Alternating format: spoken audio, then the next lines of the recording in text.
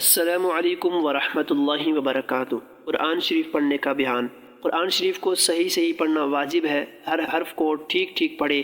حمزہ اور عین میں جو فرق ہے، اسی طرح بڑی ہا اور ہا میں، ذال ضا زا میں اور سین صاد ثا میں ٹھیک نکال کر پڑھے۔ ایک حرف کی جگہ دوسرا حرف نہ پڑھے۔ اگر کسی سے کوئی حرف نہیں نکلتا، جیسے ہا کی جگہ ہا پڑھتے ہیں، یا عین نہیں نکلتا، یا ثا سین صاد سب کو سین ہی پڑھتے ہیں، تو صحیح پڑھنے کی مشق کرنا لازم ہے۔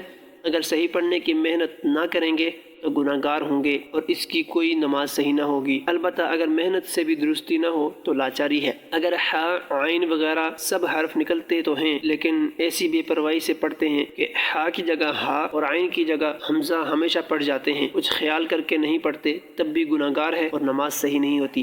جو صورت پہلی رکعت میں پڑھی ہے وہی صورت دوسری رکعت میں پھر پڑھ گئے تو بھی کچھ حرج نہیں، لیکن بغیر ضرورت ایسا کرنا بہتر نہیں۔